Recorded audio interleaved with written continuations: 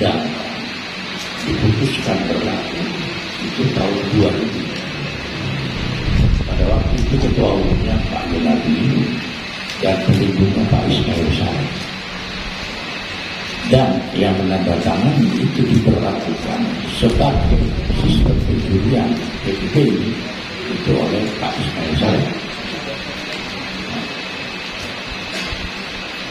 Versi Sarif. Juri di luar dengan juri kita di Indonesia itu beda. Kalau juri kita di Indonesia itu harus melalui diklat. Kalau juri di luar itu, oh dia petani bonsai udah cukup lama, dia jadi juri. Oh dia pintar bikin bonsai, ambil jadi juri. Oh dia pedagang bonsai gini-gini, ambil jadi juri. Lalu mereka setelah dikumpulkan, mereka kompromi. Jalan di pameran mereka kompromi. Ini A, ini B, ini B. Nah setelah kompromi mereka terpilih A, baru mereka nanti masing-masing mengisi angkanya. Jadi di situ hasil kompromi. Beda dengan sistem yang dilakukan oleh PBB. Silakan kalian jalan, nilai. Nilai datang kumpulkan proses komputerisasi, keluar evaluasi. Ada penyempurnaan lagi, oke. Gitu sampai mengkerucut sampai dapat destination. Nah, lalu sistem PBB itu yang tertinggi dicoret, yang terendah dicoret. Saya Pak Sarul, sahabat saya kasih nilai dicoret, pasti dicoret di sistem itu. Saya nggak senang kasih nilai rendah, pasti dicoret dengan sistem kita. Nah, sistem itu lahirnya tahun 2000. Terus disempurnakan pertama kali lahir 8 kolom, lalu jadi 6 kolom, lalu jadi 4 kolom. Nah, pada waktu Munas di Sragen 2015 disepakati di Munas oleh Komisi G, kalau nggak salah itu bilang disempurnakan lagi. Waktu itu masih regional, dan namanya regional atau Pratama sekarang itu 4 kolom, Nadia 3 kolom, Utama 2 kolom, Bintang 4 kolom. Dalam perjalanan ini siapa yang menjadi juri kan? Juri juga kan orang punya perasaan, punya kesalahan, punya selera. Bagaimana dia agar supaya bisa netral? Nah ini kita berikan kepada mereka masukan. Jadi kalau yang namanya juri manja itu adalah dalam proses pemantapan apresiasi. Setelah dia jadi juri utama, dia dalam proses penyempurnaan apresiasi. Setelah dia ke bintang, itu adalah kesempurnaan apresiasi. Pola yang dipakai di Pratama, Manja, Utama dengan di bintang itu berbalik. Jadi kalau di Pratama, di Manja, di Utama, para juri itu melihat dan mengapresiasi, mencari kelebihannya, kelebihan dari si pohon itu. Bukan maksudnya kelebihan tunas baru bukan ya. Kelebihannya apa? Kreativitasnya, ininya, terus tadi ya kan tampil alami apa itu. Tapi kalau di bintang itu terbalik. Yang diapresiasi itu adalah dicari kekurangannya. Karena dalam perjalanan dia ini udah mentok. Banyak lagi mereka kembali ini di press lagi untuk bisa kembali muda. Dia udah mentok. Gimana kekurangan itu pola. Dan sistem ini berlakunya mulai dari kalau sekarang Pratama, Madya, Utama, Bintang, Prospek nggak ada sistem. Awal lahirnya Prospek itu terbuka, ya kan? Awal lahirnya Prospek itu adalah wadah para pedagang. Mereka menginginkan barang terbaik. Pengertian dari prospek itu adalah bahan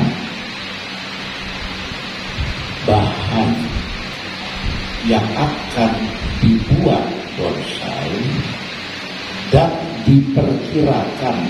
diperkirakan mempunyai masa depan yang baik. Dari kata-kata diperkirakan punya masa depan yang baik, itu hayalan, bukan satu kata. Yang pasti ini adalah bahan bonsai, bahan yang akan dijadikan bonsai. Nah, lalu di prospek kalau kita lihat udah ada yang jadi, bahkan kita sama-sama juri juga aduh sayang banget, kenapa ini sebetulnya bahan ini sudah di utama kok masuk prospek. Apa jiwa tarungnya kurang?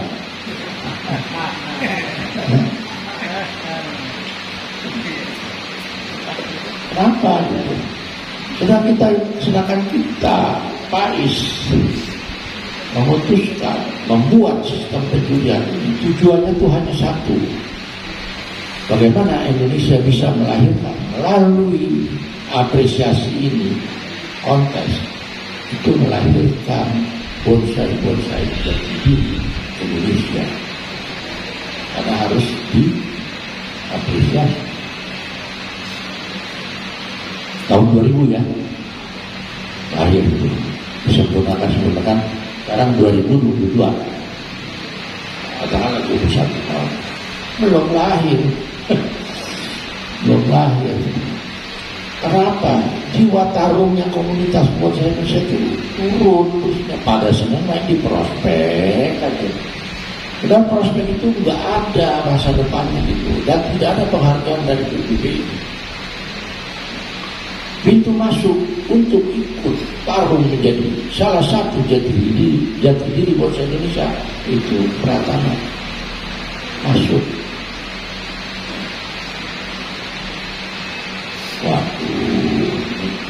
Gimana? Lalu di prospek pengennya dapat 10 besar. Nanti kalau nggak dapat komplain. Pak, kenapa ini? Dan harus sudah berbicara komplain, kita sulit mempertanggungjawabkannya karena tidak ada data. Karena kita mengapresiasi prospek itu berdasarkan kesepakatan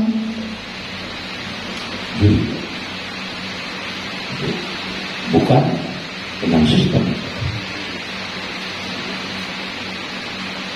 Jadi kalau ada tanya yang itu gimana jawabnya gitu. Kecuali kalau Pratama, Madya, Bintang, nah itu ada data. Kadang-kadang ada yang merah masuk ke 10 besar, ada yang merah enggak. Nah di merah juga ada rankingnya, ada merah bawah, merah tengah, merah atas. Kalau ikuti datanya. Ya mudah-mudahan saya minta pada sahabat baik saya Pak Zahir, tahun depan prospek itu ya kan banyak Pratama, kayaknya Utama udah bisa ya udah.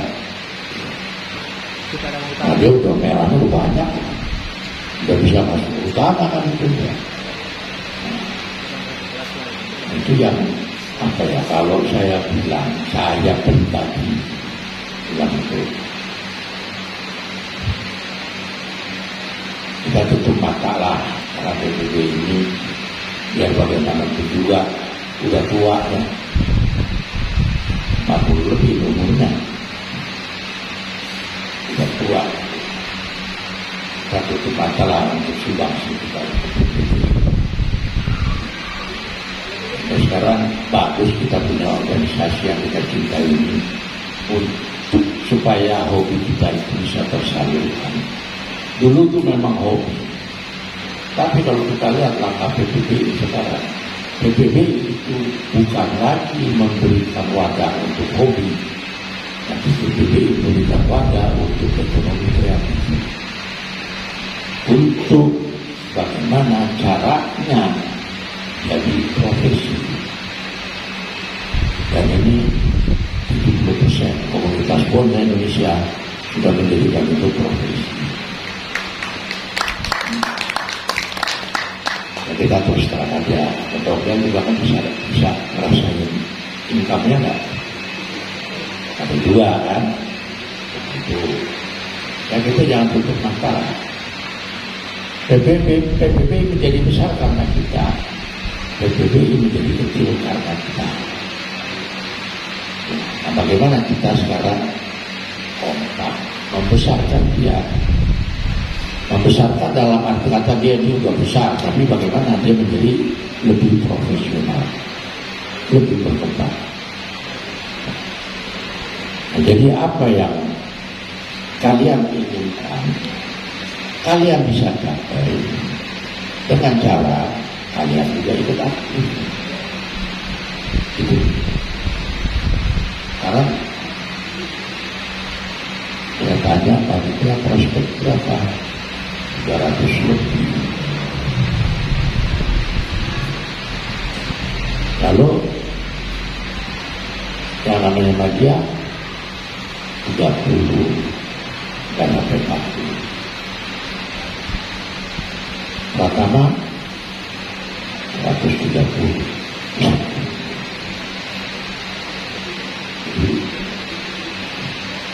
Mana di komunitas ini partisipasi dapat panas untuk membangun jati diri bangsa Indonesia, membangun jati diri bangsa Indonesia.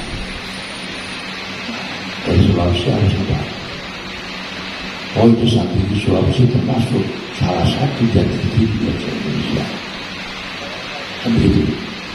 Karyanya karya Bali itu. Banyak Sulawesi Selatan karyanya Bali lagi. Coba karya media. Wah sulit. Nah itu dia. Banyak yang terjadi apabila kalau kita lihat seperti yang berjalan. Kalau kita mulai dari 4 kolom. 4 kolom itu adalah penampilan, gerak dasar, keserasian, kemakanan. Yang namanya penampilan ini boleh dibilang isinya itu adalah penjual. Yang namanya gerak dasar itu penjualan sama juga tersirat sama juga isi. Kedua, yang namanya gerak dasar itu adalah wujud tersirat. Itu bisa dilihat oleh indera mata. Yang ketiga, keserasian. Keserasian itu antara pohon dengan faktor pendukungnya. Seperti pot, seperti batu, atau apa-apa. Lalu yang keempat, itu adalah kematangan. Itu adalah keseimbangan anatomi, keseimbangan dimensi, keseimbangan komposisi, keseimbangan bidang, keseimbangan ruang. Banyak. Mau diuraikan satu-satu? Bisa Pak. Kita mulai sekarang kita adakan pendaftaran pembelian ya. Ya ini hanya sekedar agar supaya komunikasi lalu. Lalu contohnya, biasanya pohon akan haji. Kalau kelompok tinggi pohon itu adalah perdu.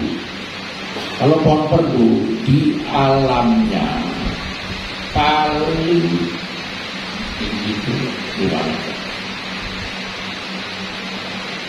Kalau yang namanya Santiki itu kelompok orang besar, kelompok dia itu bisa 5 kata lebih.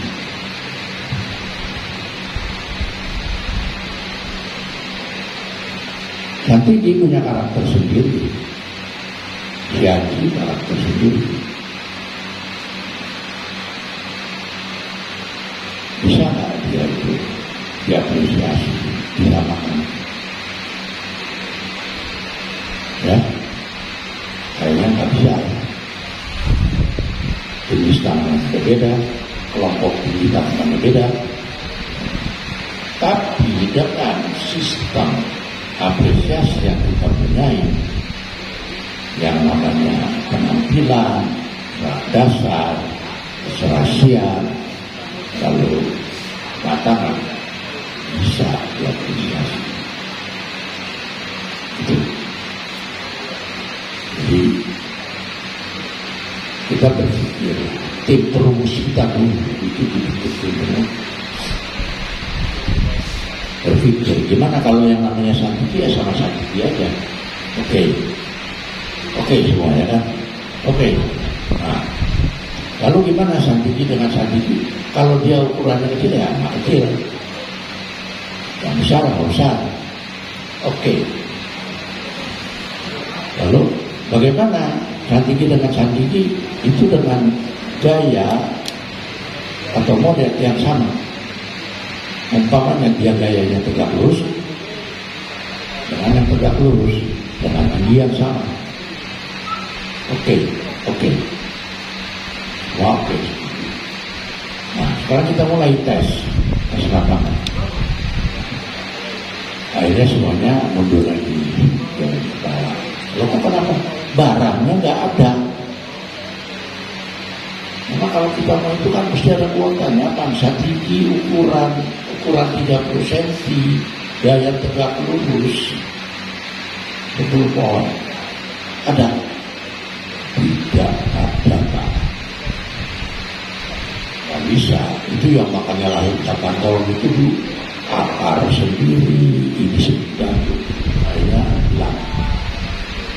6 kolom disempurnakan lagi, akhirnya 4 kolom. Kenapa kolom ini bisa mengapresiasi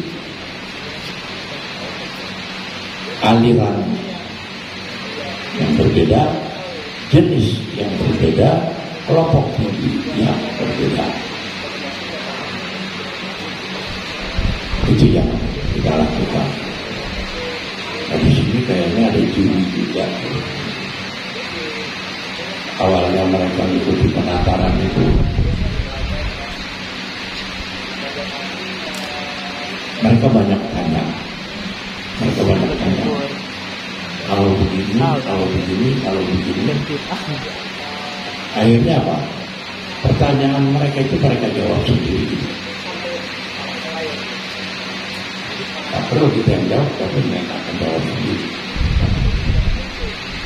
Karena yang kita berikan pada mereka, ya pemahamannya itu gini. Baru bisa. Ya. Dengan adanya tahapan juri media, juri utama, dewan juri itu ini berjalan dengan baik.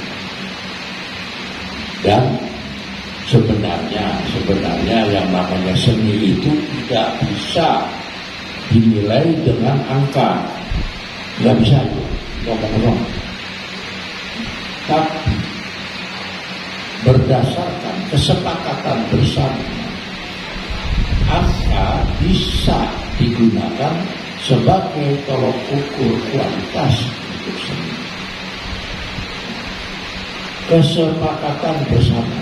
Apa kesepakatan bersama? Tim juri. Tinggal bagaimana dari itu mengasah agar supaya mereka itu sedikit demi sedikit netral. Nah, lalu ada satu orang datang, Pak, saya mau tanya apa? Kok saya dapat bendera ini? Terus yang saya mau tanya, kenapa? Itu susah. Karena yang mengapresiasi dia ini tim juri ada 5 ya. Ada 5. Ini ada 5 warna. Lalu proses komputerisasi dijadikan 1. Dengan proses evaluasi, proses penyempurnaan didapatkan hasil akhir. Lalu ada yang tanya gitu, siapa yang jawab? Kalau masing-masing juri dia akan jawab menurut seleranya dia. Yang jawab itu ya pokoknya itu sendiri, hasilnya itu ya begitu. Kalau yang tanya itu kan berdasarkan selera pribadinya dia, karena dia merasa kecewa. Tapi kalau kita Pak coba bandingkan yang sekian pohon yang ini dengan yang itu, kan tadi sudah kita bicarakan. Gak bisa, itu gak bisa dibandingkan. Karena juga bagusan ayat bangkok apa ayat kata. Gak bisa gitu.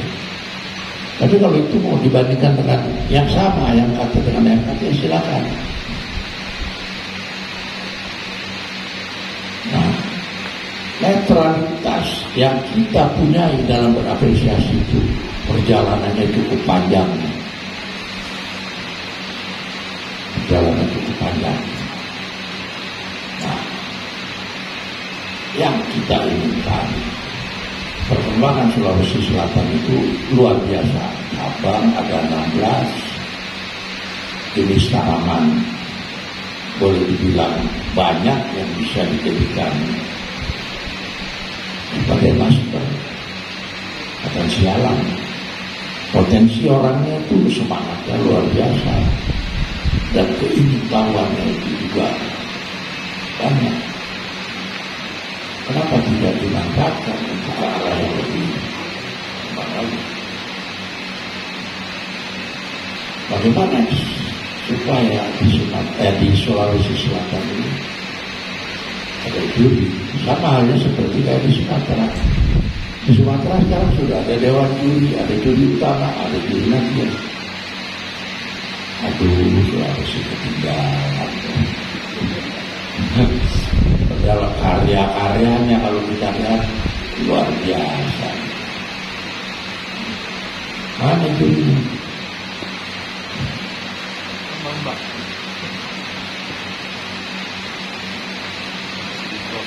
Calon ya?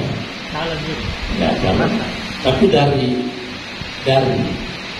apa yang dia lakukan, walaupun dia belum mengikuti penataran, kayaknya dia akan mampu nanti. Ya, dia akan mampu nanti, bukan sekarang. Nah, jika sekarang bagaimana caranya cari teman lagi, bagaimana sekolah bisa dibangun, bagaimana kita bisa membangun Sulawesi. Kayak dalam jangka waktu singkat, sekarang bulan apa ya? Mei. Bulan Mei. Tapi kalau sini mulai sekolah, lalu peserta banyak, lalu kita lihat lagi, bakat-bakat yang untuk jadi jurinya itu ada. Tidak tertutup kemungkinan kita adakan penataran calon juri media di Sulawesi dijadikan satu dengan Kalimantan. Ya, di Kalimantan ada sih calon jurinya, bukan calon juri satu. Karena mentang-mentang dia sendirian, waduh ngomongnya banyak gitu. Nah, ini yang kita inginkan. Mudah-mudahan para sahabat di Sulawesi Selatan ini mau mendukung program-program yang akan kita laksanakan. Karena pusat tidak ada apa-apanya kalau cabang itu tidak akan dukung. Ya, yang punya kekuatan, yang punya rakyat itu cabang. Pusat tidak punya. Saya banyak ngobrol sama Pak Prabowo, luar biasa beliau. Apapun didukung. Nah, karena semangat beliau itu, ayolah kita kompak. Yang bagaimana caranya dalam jangka waktu singkat kita bisa melahirkan apa yang menjadi titik tertinggi di dalam perjalanan si bonsai. Pak Syahril tahu, ada seniman bonsai, ada trainer, ada juri. Bagaimana kita mencetak trainer, mencetak juri? Kalau seniman udah lahir sendiri lah. Dan jangka waktu singkat. Ya mudah-mudahan apa yang disampaikan itu bisa membuat kalian lebih pusing lagi.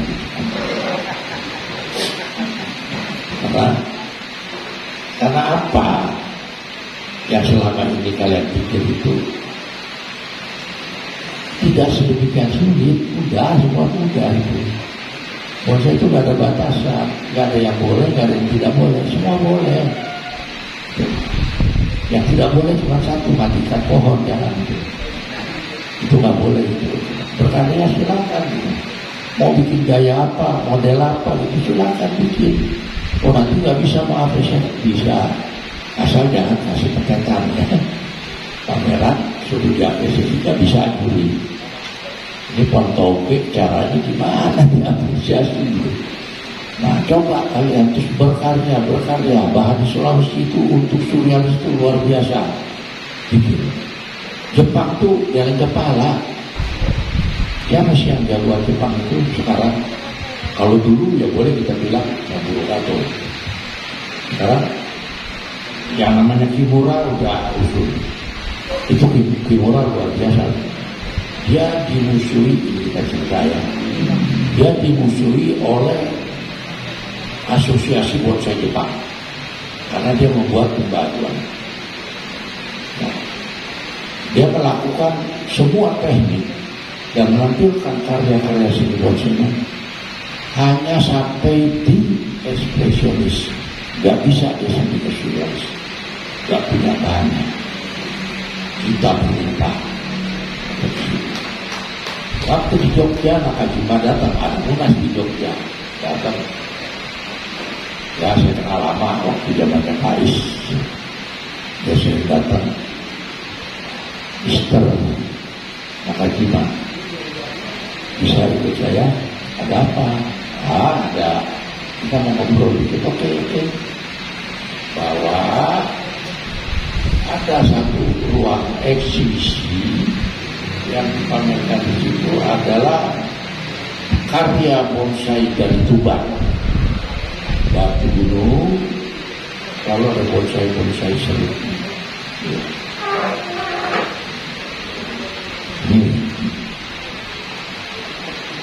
Anda bisa lihat ini, ya saya lihat, bisa ada apresiasi dari kepala.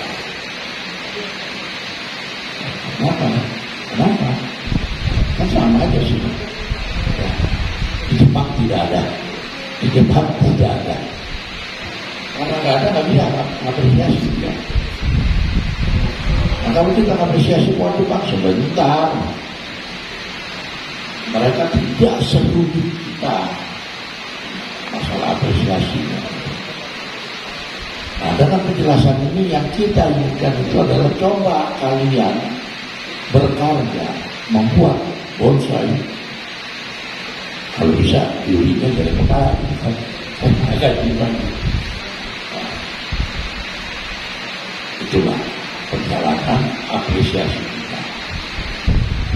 Kemudian apa yang dijelaskan ini tambah pusing apa enggak? Ya? Kalau nggak pusing, pusing. Ya? Terus enak ya, jangan dongeng yang lain.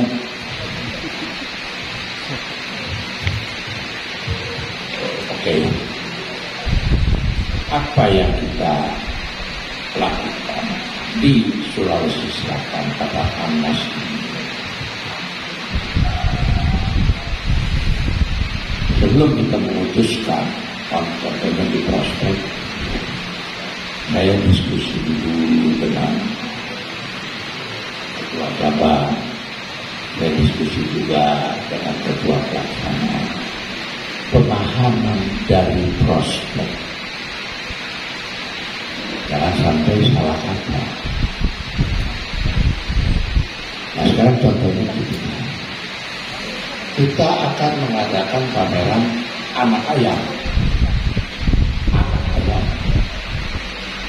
Oh yang datang, peserta yang datang ini bawa babon yang bertelur, bawa gapo, kayaknya nggak masuk kriteria ya. Yang kita adanya anak ayam.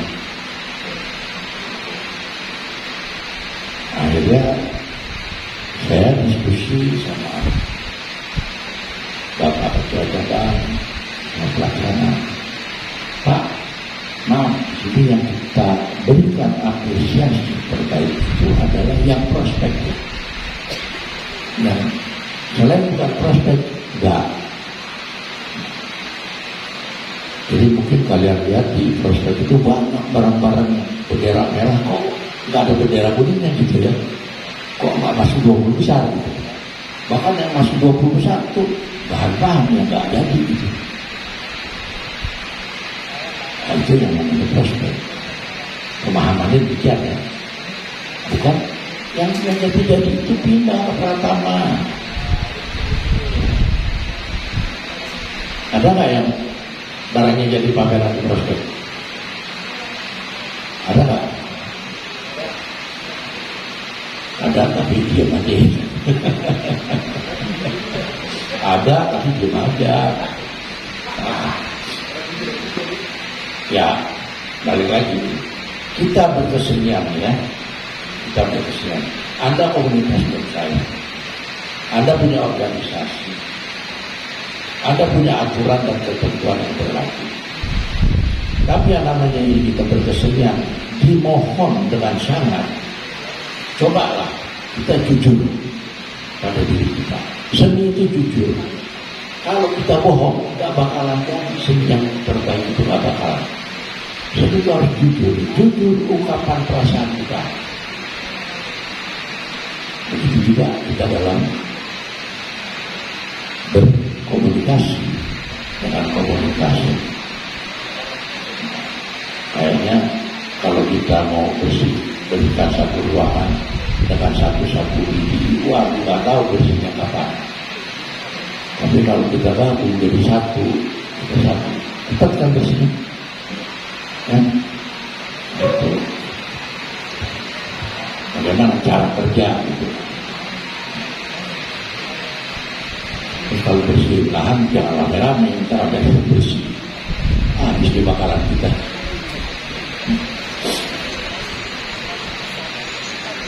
Ada satu ilmu lagi yang akan saya sampaikan. Saya pernah ke Cina, ya mereka budidaya. Di sana berkembang karena pemerintahnya mendukung. Satu orang diberikan lahan 2 hektar untuk petani bonsai. 2 hektar. Mungkin kalau di Sulawesi Selatan ini wali kota memberikan 2 hektar untuk petani bonsai, otak bisa dipindahkan jadi petani bonsai semua. Nah, mereka tanam di sana, sistemnya sama. Tanah perairan ini mereka bikin guludan ini, di gunungan ya. Lalu mereka tanam di atasnya itu budidaya atau budidaya. Ada yang mereka tanam miring, ada yang mereka tanam tegak, ada yang mereka tidurkan. Lalu karena sifatnya ini, selokan yang di samping guludan ini mereka isi air. Juga guludan itu mungkin tersisa sekitar 15 cm yang kering, nggak air.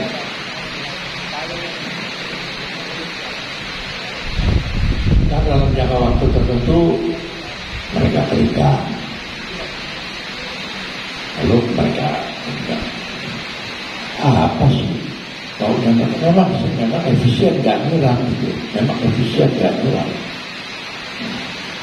Ternyata tujuan utama mereka satu. Mereka sedang membentuk akar. Kalau di bawah itu ada air, akar tidak akan masuk ke bawah. Akhirnya akarnya akan menyebar di atas. Oh, begitu ya. Mereka itu. Kita bisa ikut nggak itu? Kayaknya enggak ya. Kayaknya enggak. Karena habis kita bocah kita tanahnya 100 meter. Ya, ayo kos. Tapi pola mereka begitu. Nah kalau kita mau coba dengan wadah kita ya nggak apa-apa gitu. Itu bagus. Untuk dikembangkan. Banyak yang bisa dicontoh di Sulawesi Selatan. Itu Bambang kalau ketemu saya, wah keluar gitu. Apa coba yang selalu dia bicarakan? Wah sekarang sambun saya udah sekian dengan luar, jadi budaya sambun itu. Dan itu hebat ya. Sambun itu salah satu yang ya jenis tanaman yang bisa menjadi ikon. Sulawesi Selatan. Coba kembangkan itu. Mudah-mudahan dalam jangka waktu singkat jadi mampu nggak? Masih mampu dong.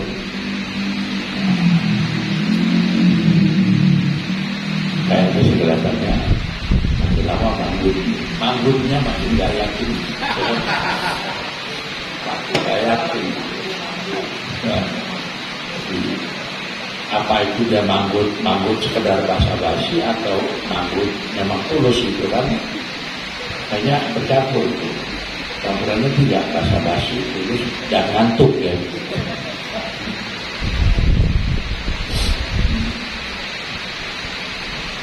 Apapun yang akan kita lakukan, pikir dulu. Jangan kita punya prinsip bagaimana nanti dalam bonsai. Jangan. Kita selalu berpikir nanti bagaimana.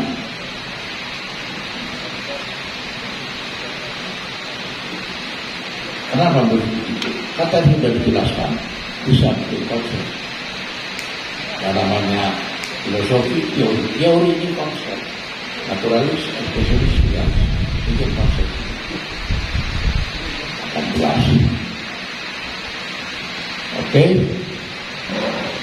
Ya, mungkin sementara kita break dulu ya.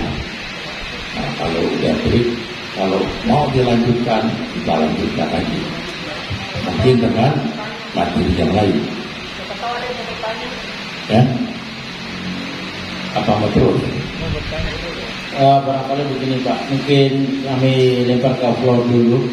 Barangkali ada yang ingin bertanya yang disampaikan oleh Pak Rudi, atau walaupun yang tidak disampaikan Pak Rudi mungkin hal-hal yang lain, silakan. Barangkali begitu Pak Rudi. Mungkin teman-teman Kebonsai ini ada yang ingin ditanyakan. Silakan teman-teman, ada yang ingin ditanyakan.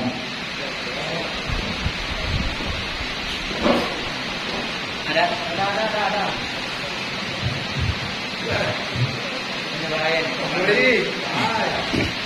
Ya, selamat sore teman-teman. Saya rasa Pak Rudi sudah kenalan. Ya, tadi saya jemput Pak Rudi. Teman-teman, saya Ramses. Saya dari Peduli Makassar, saya satu pengurus. Yang saya mau tanyakan di sini antara prospek, bahan, dan pratama. Karena menurut saya, kenapa prospek itu membludak? Di antaranya, kenapa ada bahan yang sepertinya sudah mengarah pada atau mendekati bonsai yang boleh kategorikan sudah masuk ke pratama dan masih ada di prospek. Salah satunya itu berlandaskan dari PAMNAS yang pertama Ewako tahun 2021. Yang dipahami teman-teman itu sebelumnya adalah di mana masih ada pengelosan di beberapa cabang, itu seharusnya tidak masuk di Pratama tapi berada di prospek. Jadi mungkin Pak Rudi bisa lihat sendiri ada beberapa pohon di sana yang kurang lebih boleh dikatakan sudah 60% atau segala macamnya, tapi masih ada yang tersulur jauh gitu panjang dan dia terduduk di sana. Yang mungkin ada pemahaman lain dari pihak juri di Ewako Bonsai yang kedua ini bahwasanya mungkin hal itu bisa diabaikan dan seharusnya sudah duduk di kelas pertama. Yang mau saya klarifikasi di sini atau memperjelas sebenarnya yang di pertama itu apakah masih boleh ada pengelosan ataukah sudah tidak boleh dan harus kembali ke kelas prospek. Saya kira itu yang pertama. Kemudian sekalian saja untuk yang kedua kalinya, bagaimana tim Dewan Juri itu memberikan nilai atau apresiasi pada dua aliran yang berbeda.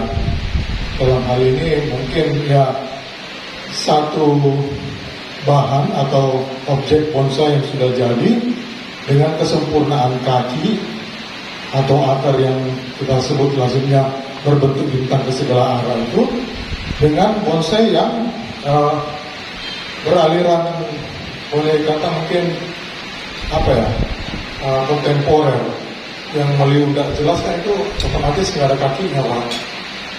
Kebanyakan, bukan otomatis, kebanyakan nggak ada kakinya. Bagaimana tim Dewan Juri memberikan apresiasi di dua gaya yang berbeda ini? Karena kalau dilihat secara kasat mata dan orang awam, kebanyakan mungkin orang awam akan lebih memilih pada objek yang terlihat sempurna dengan jumlah kaki yang banyak dan menyebar ke segala arah. Saya rasa itu. Terima kasih banyak Pak Rudi. Terima kasih banyak teman-teman. Ya.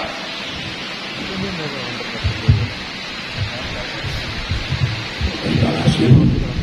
Pertanyaan yang baik. Betulnya kalau untuk keterangan yang di los yang itu bagi masalah, dia masih pakai alat bantu dan dia masih dalam perjalanan untuk menjadi katakanlah sempurna. Jadi ini kalau ada yang di los nggak bisa masuk ke tanah, siapa yang mengatakan demikian?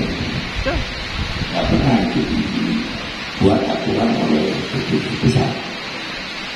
Pertama, tidak. Jadi janganlah kita selalu berpikir bahwasanya ini boleh, ini tidak boleh. Silakan. Dan kadang-kadang orang kerajingan di prospek itu juga tuh bahannya dulu udah jadi, barangnya karena dia takut naik ke Pratama itu saja dilosin satu. Lalu dia bilang nih kalau ada yang lolos itu nggak bisa masuk ke Pratama.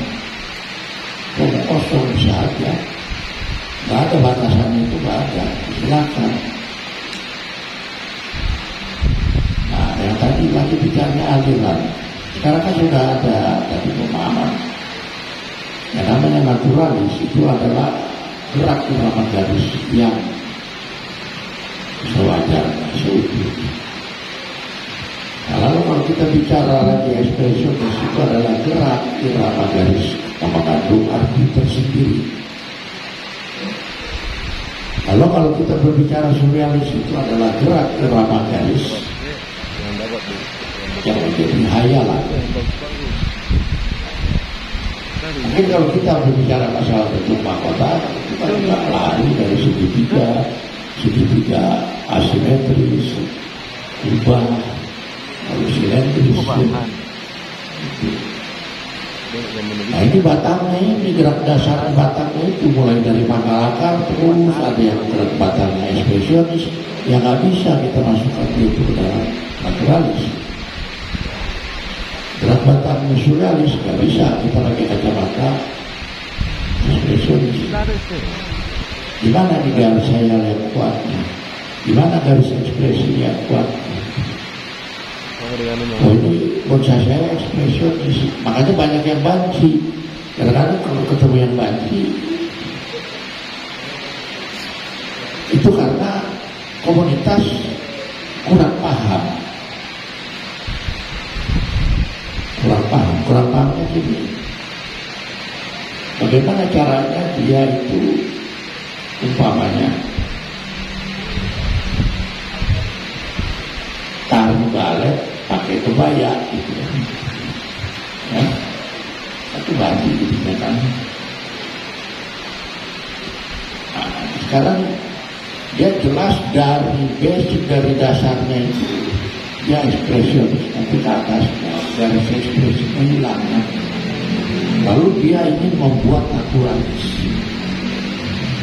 dengan susunan cabangnya, dengan apanya itu, bagaimana dia menjadi naturalis full polanya itu ganti.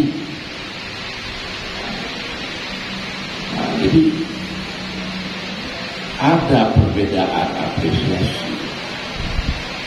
Makanya kan tadi saya bilang ada ayam bakok, ayam kate, ayam palung. Yang mana kalian pilih? Gak bisa kan? Tapi coba kalau sama-sama ayam kate, kalian bisa pilih. Kenapa? Karena kriteria ayam kate, kriteria ayam bakok, kriteria itu kan berbeda. Kalau kita mengapresiasi bonsai itu ekspresionis, seperti kayak ini ekspresionis, lalu kacamata kita pakai naturalis, oh akarnya begini, oh batangnya tegak, ini tegak lurus atau tegak berikut, kayaknya salah nih. Kalau pakai kacamata naturalis, yang sanjangnya enggak, karena dia ekspresionis. Kalau dia berbatang dua, garis ekspresinya mana? Itu pola, jelas kan? Nah, jadi nggak bisa kita samakan yang namanya jadi naturalis dengan surrealis. Itu dia punya apresiasi sendiri, ini punya apresiasi sendiri. Nah, di situ kejelian dari si juri untuk membaca gaya dan model ini. Oke? Ya. Baik, terima kasih Pak Rudi. Saya sendiri ingin bertanya, karena memang barangkali teman-teman juga belum terlalu paham tentang regulasi kontes yang diadakan PBBI. Salah satunya misalnya ketentuan untuk naik ke madya itu harusnya di Pratama sudah mendapatkan bendera apa, atau sebaliknya untuk naik ke madya ke utama mau naik ke utama di madya itu syaratnya sudah memenuhi apa saja, atau mau ke bintang di utama syaratnya apa saja. Ini barangkali teman-teman belum tahu. Nah, itu masalah regulasi. Kemudian mengenai barangkali kenapa kok juri kalau Pratama yang datang cuma 3 juri, kalau sudah ada madya jurinya kok bisa 5 sampai 6. Kemudian tugas dan tanggung jawabnya dewan juri itu apa? Ini di kalangan kami barangkali belum semuanya tahu. Mungkin pada kesempatan ini saya minta mohon untuk Pak Rudi bisa menjelaskan. Terima kasih.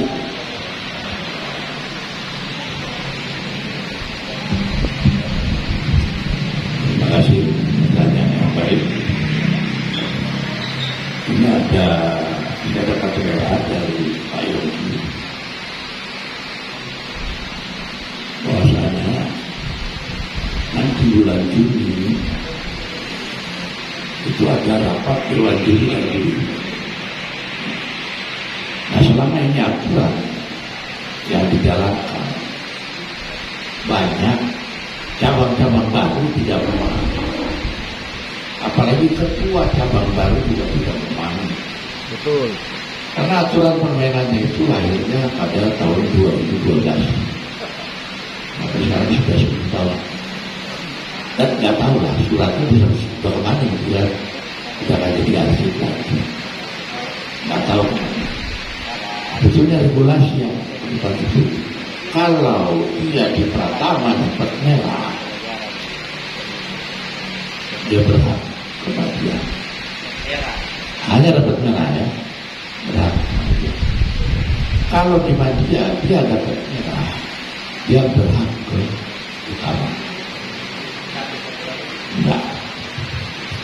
Nah nanti yang masih ragu dari utama ke bintang, dari utama ke bintang, karena dari proses dua kolom akan memasuki tanpa kolom. Itu. Nah ini nanti akan kita rapatkan apakah 10 besar yang masuk ke bintang atau dia mempunyai angka tertentu baru masuk ke bintang. Ya mudah-mudahan nanti setelah ada rapat tanggal 25 ya, cabang akan mendapatkan masukan. Selama ini yang berlaku. Nah, lalu kenapa yang namanya Pratama 3 Juli, kenapa Madya itu? Pada dasarnya semua itu 5 Juli. Karena kalau pakai 3 Juli, sistem yang kita punya itu tidak akan jalan. Yang tertinggi dicoret, yang terendah dicoret. Kalau 3 Juli, yang tertinggi dicoret, yang terendah dicoret 31 Juli. Ya pakai 1 Juli aja. Jangan. Nah itu lahir karena proses pandemi ini. Karena proses pandemi ini bagaimana agar supaya biaya yang dikeluarkan oleh panitia pelaksana sedikit. Tapi nanti tetap akan lagi Pratama, Madya, kecuali utama Pak ya. Pratama, Madya itu tetap 5 Juli. Kalau pameran sampai utama, pasti 3 Juli utama, 2 Juli Madya. Kalau pameran sampai ke bintang, ada 4 Juli, 3 Juli utama, 2 Juli Madya. Kalau sampai dia di Madya, 3 utama, 2 Madya. Nanti mungkin bisa berjalan bocorannya ya. Nanti mungkin Pratama itu akan dialihkan ke cabang. Jadi nanti ibu satranya cuma Madya dan utama. Agar supaya jangan banyak pebonsai Indonesia bermain bonsai di luar kalangan PPBI. Itu banyak sekarang Pak, yang namanya prospek lokalan itu di luar kalangan PPBI. Dan bagaimana kita untuk mencetak jati diri bonsai Indonesia?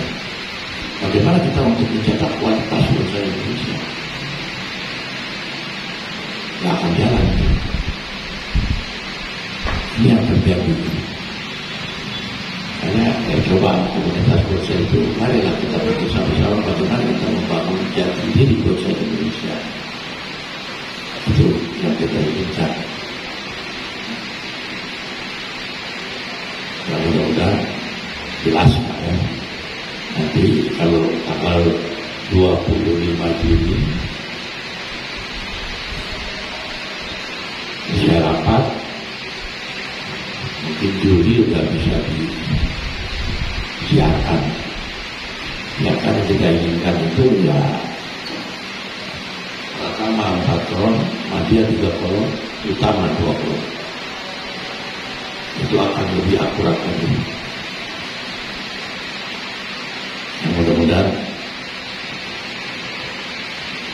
tahun depan Makassar bisa sampai ke utama, bisa merasakan sistem baru itu. Kalau sistem baru itu lahir, bisa ketiga diperbuat lagi saya ini. Bagaimana agar supaya tidak ketinggalan informasi? Bagaimana supaya komunitas berkarya itu jelas arahnya, tujuannya kemana? Kalau sekarang kan banyak yang ini berjalannya, mungkin barangkali, oh ya udah. Lalu yang lain, kamu bikin apa? Bikin gini-gini. Lalu mudah-mudahan, jangan. Bagaimana kita mempunyai tujuan yang pasti?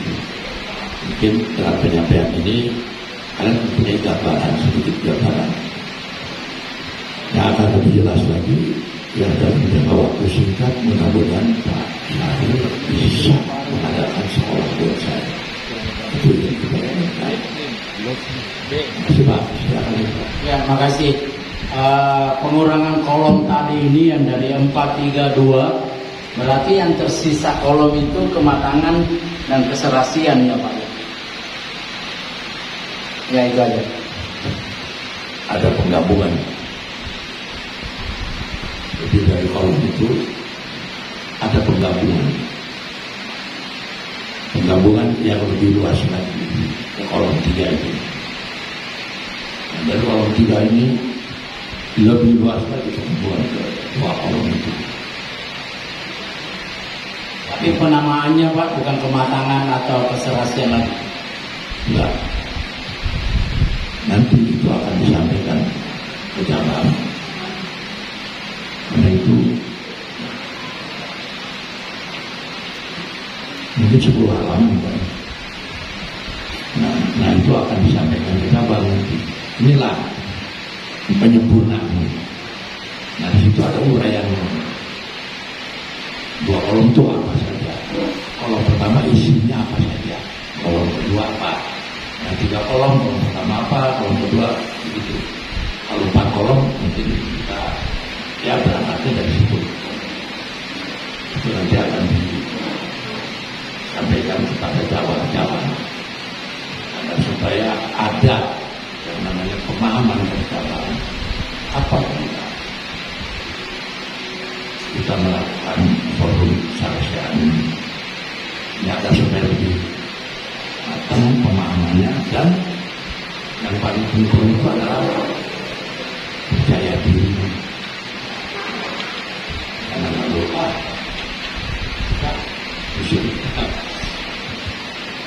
biar kita berdoa. Ya mudah-mudahan nanti kita bisa mengembangkan apa yang kita bicarakan hari